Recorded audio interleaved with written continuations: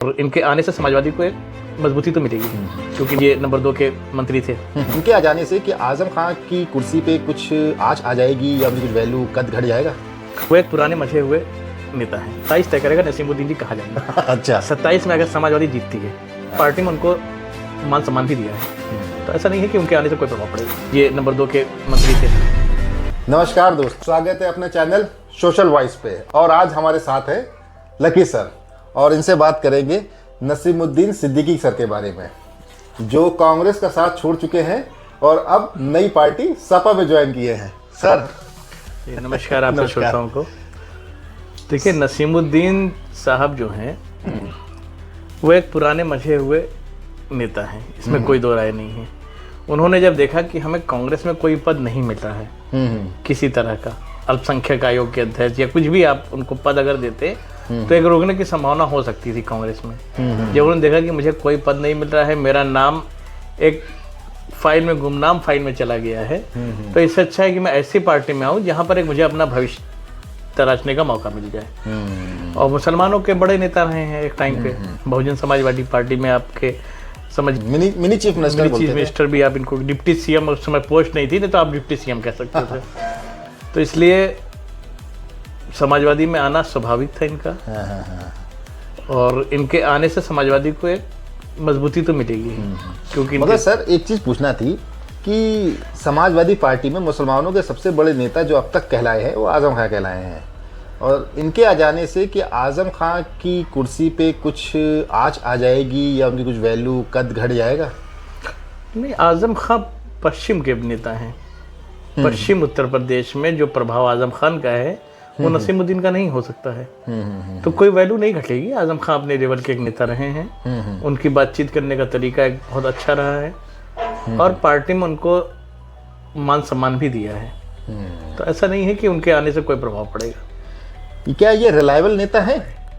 संतुष्ट हो जाएंगे या कांग्रेस जैसे कांग्रेस को छोड़ के समाजवादी पार्टी में आ गए, कुछ सम्मान नहीं मिला, काम नहीं मिला, ये बोलते रहे, ऐसा कहीं यहाँ ना हो जाए कि साल भर में काम नहीं मिला, नाम नहीं मिला, इज्जत नहीं मिली, फिर कहीं और किसी और पार्टी में? इनके साथ ये पॉसिबिलिटी है? देखिए, 27 तय करेगा नसीमुद्दीन जी कहाँ जाएंगे। अच्छा, 27 में अगर समाजवादी जीतती है तब तो आपको स्वाभाविक सी बात है सरकार के साथ रहेंगे। नहीं अगर जीत पाती है तो ये अपना भविष्य अदर पार्टी में तलाशने की तरफ निकल चलेंगे। क्योंकि ये भंवरे हैं, ये रुकने वाले नहीं हैं। ये जहाँ देखते हैं फल में से रस निकल रहा वहीं पहुंचेंगे। और कद्दावर नेता हैं, समझदार हैं, अपने राजनीतिक भविष्य को लेकर बहुत चिंतित हैं। लोगों के भविष्य को लेकर क्या चिंतित थे ये तो मैं नहीं बता सकता, लेकिन अपने भविष्य को लेकर बहुत चिंतित रहते हैं। और मायावती के समय में इन्होंने काफ़ी लोगों का भविष्य बनाया। चंद्रशेखर जी भी जब फर्स्ट टाइम आए तो उनको टिकट देने में इन्हीं का योगदान रहा। तो ऐसा नहीं है, ज़मीनी नेता हैं, जुड़े हुए हैं, लोगों को समझते हैं और SC ST के दुलारे नेता हैं। उनके यहाँ सुना है, इनके मुख से ही सुना है कि जब वो जाते थे तो झूठा पानी और झूठा खाना तक खा लेते थे। तो इस तरह से इन्होंने सामाजिक स्तर पे कोई भेदभाव तो कभी नहीं किया है और सामाजिक स्तर पे समानता लाने में कामयाब रहे अपने लोकल एरियाज में। सर ये पूछना चाहता हूँ कि कांग्रेस और समाजवादी पार्टी का गठबंधन है उत्तर प्रदेश में, और ये कांग्रेस छोड़ के समाजवादी पार्टी में आए हैं, तो कांग्रेस और समाजवादी पार्टी में कहीं खटास ना आ जाए कि हमारे नेता को आपने तोड़ लिया, इतने बड़े नेता हम लाए BSP से तोड़ के और आपने हमारे से तोड़ लिया, तो कहीं इस चीज़ में कहीं राहुल और अखिलेश में खटास तो नहीं आ जाएगी? देखिए, राहुल अखिलेश में उत्तर प्रदेश की राजनीति को लेते हुए आपसे म्यूचुअल अंडरस्टैंडिंग है। आपसे चाहे आपने नेता तोड़ लीजिए, इतने बड़े नेता राहुल जी को पता है कि उत्तर प्रदेश में वो कहीं ठहरते नहीं हैं। वो 2 सीट के ही नेता कहलाते हैं यहाँ पर। आपको पता है 2 सीटें क्या हैं, अमेठी और रायबरेली। ये राहुल गांधी की बात करें जो अभी लोकसभा में 6 सीटें जीते हैं। 6 सीटें लोकसभा में जीते हैं जरूर। वो अपने कार्यकर्ताओं के बल पे नहीं जीते हैं। कार्यकर्ता समाजवादी रहे हैं, सोच राहुल गांधी की रही है। तो राहुल गांधी के विचार बना सकते हैं, लेकिन बूथ तक पहुंचाने का काम राहुल गांधी के जो वोटर हैं उनको करने का काम सिर्फ समाजवादी के कार्यकर्ता ही करते हैं। अच्छा, तो इसलिए आपसी सहमति है दोनों लोग की, कोई दिक्कत नहीं आएगी। उत्तर प्रदेश में आप ढंग से आप अपने कार्यकर्ताओं को लड़ाइए, आप अपने लोगों को मिलिए, उससे कोई दिक्कत राहुल गांधी को नहीं है। क्योंकि राहुल गांधी राष्ट्रीय स्तर की राजनीति करते हैं और समाजवादी इस समय जो राजनीति करेगी वो उत्तर प्रदेश के परिप्रेक्ष्य में करेगी। बहन जी के बारे में क्या सोचते हैं आप? हैं इतने बड़े नेता छोड़ के जा रहे हैं, कुछ नेता उनके पास आ रहे हैं, मगर उस स्तर के नेता बीएसपी ज्वाइन नहीं कर रहे हैं जिस स्तर के नेता बीजेपी ज्वाइन कर रहे हैं या समाजवादी पार्टी ज्वाइन कर रहे हैं। ना बहन जी इस चीज़ में कोई उत्सुकता दिखा रही हैं, क्या कहना चाहेंगे इसमें? देखिए, बहन जी की सक्रियता पिछले 10 सालों से नगण्य है, शून्य है। तो जब किसी पार्टी के मुखिया नेता की सक्रियता शून्य होती है तो उस पार्टी से जुड़ने के लिए 4 बार नेता सोचते हैं। क्योंकि जब आपका मेन मुखिया ही मेन स्ट्रीम मीडिया में, मेन स्ट्रीम जनता के उसमें नहीं रहेगा जुड़ाव में, तो जो लोकल नेता है वो किसके बल पर बात करेगा? मायावती जी का कोई बयान नहीं आ रहा है पिछले कुछ समय से। यूजीसी पे भी कोई सपोर्ट नहीं कर रही हैं, बिल्कुल चुप बैठी हुई हैं, सारे मुद्दे दब गए हैं, सिर्फ चंद्रशेखर ही सपोर्ट कर रहे हैं, क्या कहना चाहेंगे?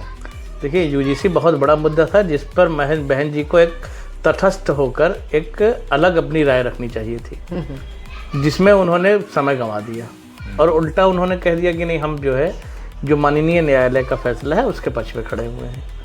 तो ये बहन जी की तरफ से अब उनकी क्या राजनीति है, बहुत बड़ी नेता हैं, उनके बारे में हम कुछ कह नहीं सकते हैं कि भाई उनकी क्या गलतियां हैं, क्या खामियां हैं, लेकिन उनकी अब अलग सोच होगी अपनी पार्टी को लेके। लेकिन हम लोग की जो राय है, जो हमारे राजनीतिक विशेषज्ञ, हम अपने राजनीतिक जीवन में जो हम पढ़ते लिखते आए हैं, उस अनुभव से हम यही कह सकते हैं कि बहुत बड़ा मुद्दा था, इसको बहन जी को लेकर चलना चाहिए था। क्योंकि आपका समाज आपकी तरफ बहुत उम्मीदों से देख रहा था। उस उम्मीद को देखने के लिए जब चंद्रशेखर जी ने देखा कि और कोई नेता नहीं है, तो बिल्कुल उनको स्वभाव से आना ही था। और चंद्रशेखर जी बहुत पुराने नेता हैं, वो भी मजे हुए खिलाड़ी हैं। उन्होंने देखा ये मुद्दा बड़ा है तो हम सीधे इसको लपक लें। बहन जी का तो यूजीसी के बारे में बिल्कुल ही बात ही नहीं करना चाह रही हैं। बस एक अकेला नेता चंद्रशेखर यूजीसी के बारे में बोल रहे हैं, कह रहे हैं इसको सपोर्ट कर रहे हैं, मगर बीच में कुछ मनुवादी मीडिया इस चीज़ को बहुत हाइप कर रहा है, क्या ये गलत है, ये है, वो है। कुछ मनुवादी लोग बीच में आ जा रहे हैं, सपोर्ट कर रहे हैं, जो यूजीसी का प्रदर्शन कर रहे हैं, लोग यूजीसी के सपोर्ट में धरना दे रहे हैं, वहाँ पे कुछ मनुवादी लोग आ जा रहे हैं। एक लड़की आई थी, उसने भी गलत बातें कही, तो क्या कहना चाह रहे हैं सर उसके बारे में? देखिए, मनुवादी सोच के लोग जो होते हैं वो उच्च स्तर के बौद्धिक भी होते हैं, बौद्धिक विचारक होते हैं। उनको पता है कि हम किस तरह से कौन से प्रदर्शन को बदनाम कर सकते हैं। आप कहीं दूर मत जाइए, किसानों के मुद्दे को ले लीजिए। मनुवादी मीडिया ने वहाँ पर किसानों का पक्ष नहीं ढूंढा क्या कि वहाँ खालिस्तानी कितने हैं। तो जब इतने बड़े प्रदर्शन में जहाँ 700 किसानों की मौत हो गई, उस मीडिया ने आपको खालिस्तानी ढूंढ के दिखा दिया, तो आप यहाँ क्या उम्मीद रखते हैं? खालिस्तानी बोला गया, पाकिस्तानी बोला गया, विदेशी एजेंट बोला गया, क्या से क्या नहीं बोला गया, मगर 750 किसान के मरने के बाद मोदी जी बोले कि हमसे गलती हो गई, कानून तो हम तो किसानों के पक्ष में लाए थे और किसान का बिल वापस ले लिया गया। क्या लगता है यूजीसी में सरकार फिर से कुछ कानून बनाएगी? देखिए, मोदी जी की कोई भी बात होती है तो मीडिया इसको चिढ़ भी अपना और पढ़ भी अपना लेकर चलती है। ये किसान बिल लाए तो ये मास्टर स्ट्रोक था, किसान बिल वापस ले लिया तो भी मास्टर स्ट्रोक है। तो आप इससे आप मीडिया की जो सोच है, जो विचार हैं, इनको आप भली भांति आप समझ सकते हैं कि क्या कहना चाह रहे हैं ये। मीडिया कभी नहीं चाहेगा कि यूजीसी का बिल का जो लोग विरोध कर रहे हैं उनका कोई निगेटिव चीज़ जाए, उनकी कोई निगेटिव नकारात्मक सोच बाहर आ पाए। जो मनुवादी लोग हैं वो क्यों बदनाम कर रहे हैं, इस चीज़ को मीडिया क्यों दिखाएगा? भाई मीडिया तो वही दिखाएगा जिससे SC ST OBC बदनाम हो। और रही यूजीसी की बात, जैसे आपका सवाल था कि यूजीसी का बिल क्या दोबारा उसी फॉर्म में आ पाएगा, आप जैसा पूछना चाह रहे हैं ये, तो देखिए ये डिपेंड करता है कि विपक्षी पार्टियां कितनी सक्रिय हैं। विपक्षी पार्टी तो सक्रिय है नहीं, पार्टियां तो बिल्कुल जीरो बन के बैठी हुई हैं।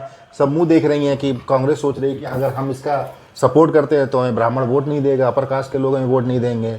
वो समाजवादी पार्टी बोल रहे हैं कि भाई अगर हम इसके पक्ष में बोलेंगे हमें भी अपर कास्ट वोट नहीं देगा, मगर उनको ये अकली नहीं है कि हमें तो ये स्वर्ण वोट तो देता ही नहीं है।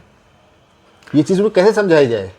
देखिए, सवर्ण समाज में भी जो पढ़ा लिखा बौद्धिक समाज है, जो उनके भले वो 1 या 2% हों, वो भी यूजीसी का समर्थन कर रहे हैं। हाँ, सही बात। महिलाएं तो सभी यूजीसी के अंडर में आ रही हैं, महिलाओं का तो सभी आ रहे हैं, विकलांग सारे आ रहे हैं। तो विकलांग में तो स्वर्ण जाति के भी लोग होंगे, महिलाएं तो सारी स्वर्ण ही होंगी, स्वर्ण जाति से भी आएंगी। तो वो ना छोड़ के सिर्फ कुछ ही लोगों के लिए सोचा जा रहा है कि ये गलत है, ये हो जाएगा, देखिए, वो हो जाएगा। विपक्षी पार्टियों ने इस पर कोई गंभीरता से विचार अभी तक नहीं किया है और ये उनकी बहुत बड़ी गलती है। एक बहुत बड़े समाज के साथ आप इस मुद्दे पर नहीं खड़े हो रहे हैं, ना इसको संसद में उठा रहे हैं और जिसको अकेला एक ही नेता दिखाई दे रहा है, चंद्रशेखर आज़ाद, तो उसका परिणाम आपको आने वाले भविष्य में भुगतना पड़ेगा। आप अगर सोचते हैं कि SC ST OBC इसको भूल जाएगा तो ये आप उस माइंडसेट में अब मत रहिए। अब SC ST OBC देख रहा है कि हमारे साथ कौन खड़ा हो रहा है। आने वाले समय में ये मत बनाने के लिए कि हमारे साथ कौन खड़ा है, ज़्यादा समय नहीं लगेगा और लोग चंद्रशेखर की तरफ भविष्य में देख रहे हैं। जिस तरह से समाजवादी हैं या जो भी पार्टियां हैं, जो भी विपक्ष की पार्टियां हैं, उन्होंने इस विषय को गंभीरता से ना लेके इग्नोर किया है। रही बात सवर्ण आपका वोट नहीं देगा, तो क्या आप सच को सच मानना छोड़ देंगे? भैया, राजनीति में आप आए हैं तो आप राजनीति में तो कुछ तो आपको तटस्थ होकर चलना पड़ेगा। देखिए, चंद्रशेखर जी समान रूप से वही मीडिया में भी दिख रहे हैं, वही सोशल मीडिया में दिख रहे हैं, वही सड़कों में दिख रहे हैं और दिल्ली के रैली में भी वही दिखे। तो और कोई पार्टी जो है अपने जैसे कि समाजवादी है और भी कांग्रेस है, इन लोग को खुलकर आना चाहिए। अगर नहीं आएंगे तो भविष्य में चंद्रशेखर जी इनको पूरी तरह से रिप्लेस कर देंगे, क्योंकि लोगों को अब भविष्य का नेता चाहिए। अब बात से काम नहीं चलेगा, क्योंकि आप बड़े मुद्दे हैं, यूजी जैसा छोटा मुद्दा नहीं है। आपके बच्चों के भविष्य का सवाल है। अब अखिलेश जी को इस पर सोचनी है, विचार करना पड़ेगा, क्योंकि अब आप किसी को गोलमोल बातें करके आप बहला नहीं सकते हैं। और ना मुसलमान है कि चलिए भाई अवतार में आप आ गए और खुश हो गया, क्योंकि SC ST OBC जो है वो आपके बाबा साहब के विचारों से जुड़े हुए लोग हैं। उनमें बाबा साहब ने पहले ही कहा है कि जो शेरनी का दूध पिएगा वो दहाड़ेगा। अब शिक्षा के प्रति, और शिक्षा जो है मिलेगी यूनिवर्सिटीज से, बड़े बड़े कॉलेजों से, और जब वहीं पे भेदभाव होंगे तो शिक्षा लेंगे कैसे? तो ये उनके बच्चों के भविष्य को लेकर बड़ा मुद्दा है और इस मुद्दे को कोई पार्टी इग्नोर करके, नकार करके या सोचे कि हम ठंडे बस्ते में डाल देंगे, लोग भूल जाएंगे, ऐसा नहीं कर सकते हैं। ऐसा करेंगे तो चंद्रशेखर जी को रिप्लेस करने में समय नहीं लगेगा। चंद्रशेखर जी साइकिल को पंचर कर देंगे। साइकिल को पंचर कर देंगे चंद्रशेखर। चलिए, ये तो 1 साल के बाद ही पता चलेगा। और आज का मुद्दा आपको कैसा लगा कमेंट के माध्यम से बताइएगा। नमस्कार।